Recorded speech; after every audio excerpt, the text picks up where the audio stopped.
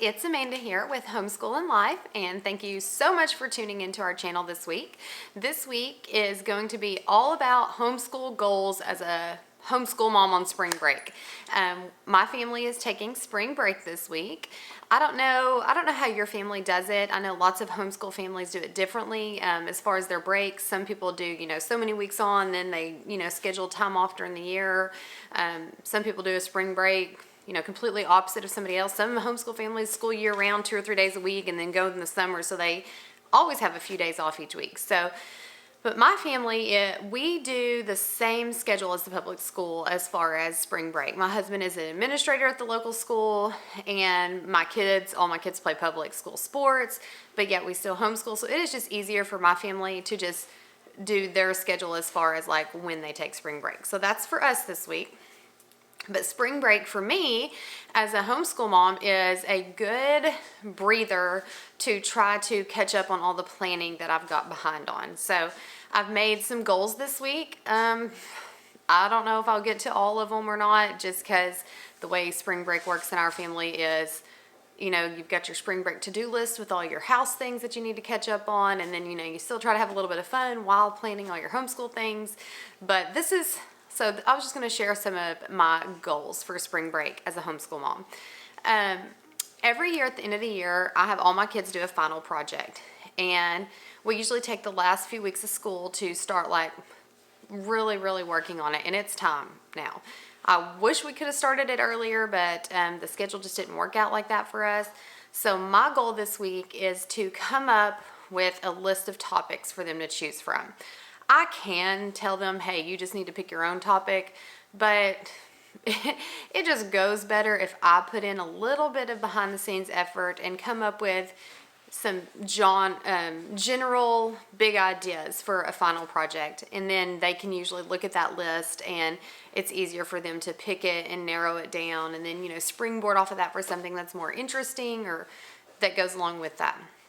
And so everybody's final projects typically has to do with something to do with science or history. I don't necessarily require that, but that's just kind of how they've always picked. So sometimes they will do like a project where they build something and they present about it. Sometimes it's, a PowerPoint presentation.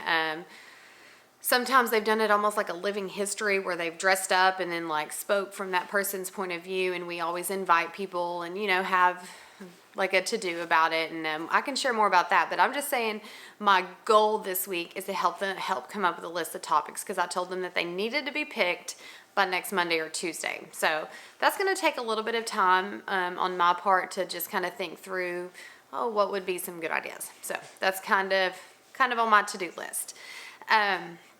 Another thing is to plan the rest of our history year. Lauren and I, we do our history together with our kids, but we're coming to a point in our history book to where it's getting up into American history, and her and I both covered that really, really well last year. I feel like we had a really good history year.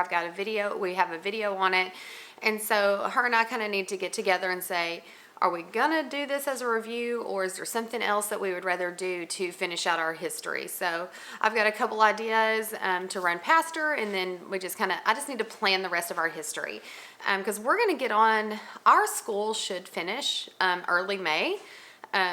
Just the way our lessons and everything's worked out. Maybe going a little bit farther into May, somebody might have 1 or 2 things to do every day, but the kids with their Shorman math are going to finish early. We're going to finish early with history. We're going to finish early in several things. And so I really just need to plan the next 4 to 5 weeks of school. So besides history, with the younger kids, we are doing botany type stuff.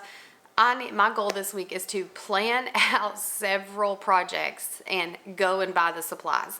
A lot of times during the school weeks, we live rurally, so I don't have time to just run to town and get the supplies all the time. So I would like to pick out, 4 to 5 experiments and go and have the supplies ready. So that is my goal.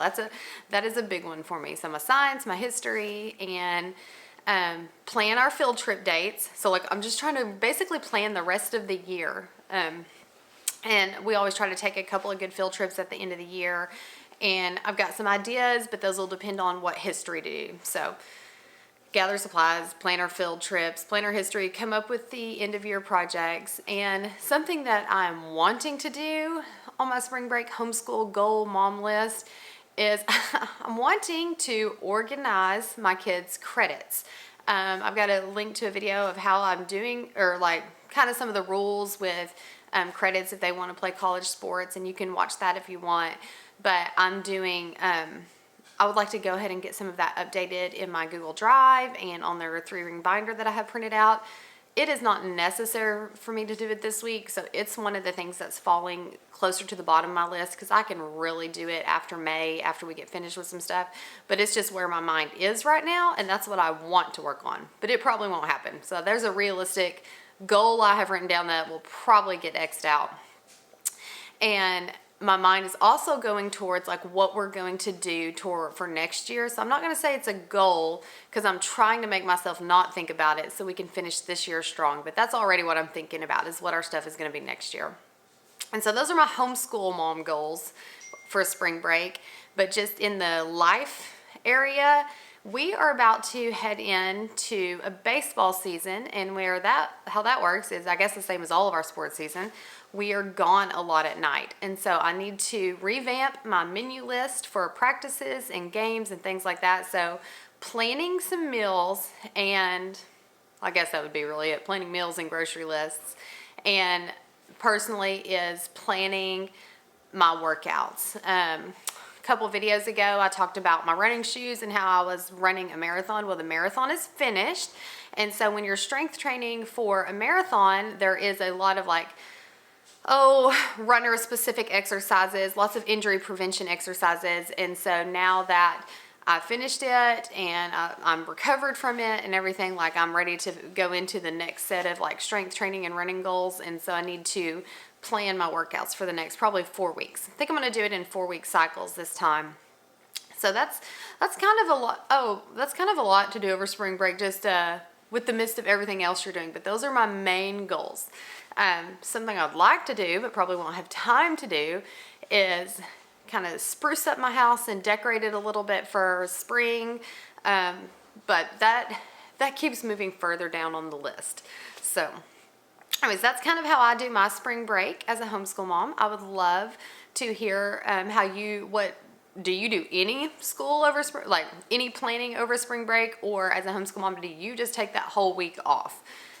Realistically, I would be really excited to get the experiments planned and the supplies gathered, come up with their history project list for their big final projects to help guide them when we start back to school on Monday, and to plan the rest of my history. If I could do those 3 things for our school this week, I would feel prepared and excited to start the rest of the year. So anyways, that's just kind of a glimpse of what I will be doing this week, as I'm also trying to enjoy my kids, enjoy the break, enjoy the different schedule, and mow our yard and all of those things. So anyways, I would be interested to hear what you do, and thank you guys so much for watching, and subscribe to our channel, and we'll see you next week.